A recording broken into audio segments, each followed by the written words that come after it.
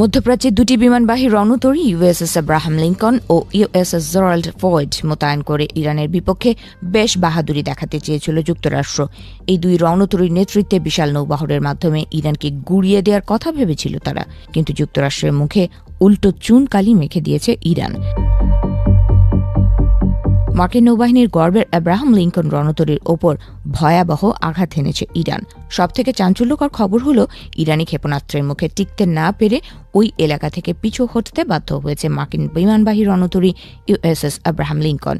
Iran বলছে তাদের উপকূলীয় প্রতিরক্ষা ব্যবস্থা থেকে ছোড়া শক্তিশালী ক্ষেপণাস্ত্রগুলো সরাসরি রণতরীটিকে লক্ষ্যবস্তু বানিয়েছিল, যার ফলে মার্কিন কমান্ড রণতরীটিকে নিরাপদ আশ্রয়ে সরিয়ে নিতে বাধ্য হয়। এই হামলা মূলত মার্কিন ও ইসরায়েলি আগ্রাসনের বিরুদ্ধে একটি কঠোর জবাব এবং ইরানি যুদ্ধজাহাজ ইউএসএস দেনার শহীদদের প্রতি নিবেদনের অংশ হিসেবে পরিচালিত হয়েছে।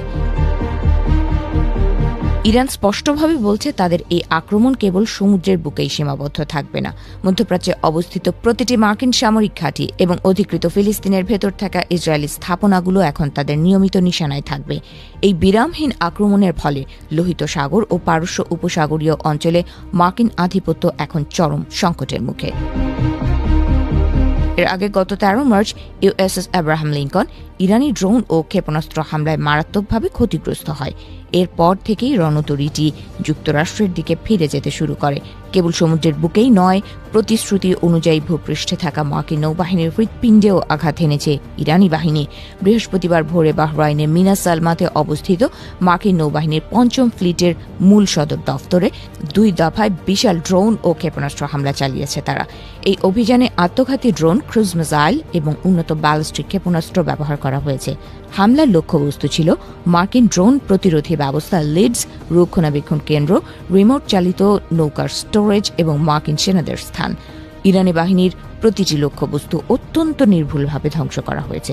এতে ব্যাপক ক্ষয়ক্ষতির শিকার হয়েছেন মার্কিন সেনারা। এদিকে লোহিত সাগরে মোতায়েন থাকা আরেকটি রণতরী ইউএসএস জেরাল্ড ফয়েডও বিপর্যয়ের মুখে পড়েছে। গত 12 মার্চ লোহিত সাগরের উত্তরাঞ্চলে অবস্থানকালে রণতরীটির প্রধান লন্ড্রি রুমে ভয়াবহ আগুন লাগে। যদিও মার্কিন নৌবাহিনীর দাবি, এই আগুন ইরানের কোনো হামলার কারণে ঘটেনি। এই অগ্নিকাণ্ডের ফলে রণতরীটির লন্ড্রি ব্যবস্থা পুরোপুরি অকেজো হয়ে গেছে। এর চেয়েও বড় সংকট তৈরি হয়েছে নাবিকদের থাকার জায়গা নিয়ে। আগুনের ধোঁয়া ও তাপের কারণে অন্তত ৬০০ জন মার্কিন নাবিক তাদের বিছানা ও শোয়ার জায়গা হারিয়েছেন।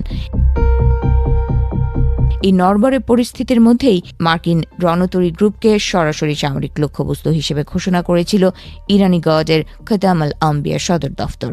মার্কিন রণতরীগুলো ইরানি ক্ষেপণাস্ত্রের নিশানায় রয়েছে বলে হুঁশিয়ারি দিয়েছিল ইরানি বাহিনী। এর মধ্যে ইউএসএস আব্রাহাম লিঙ্কনে হামলা চালান তারা। এ ঘটনায় মার্কিন নৌবাহিনীকে অনেকটা ইমেজ সংকটে ফেলবে বলে মনে করছেন বিশেষজ্ঞরা।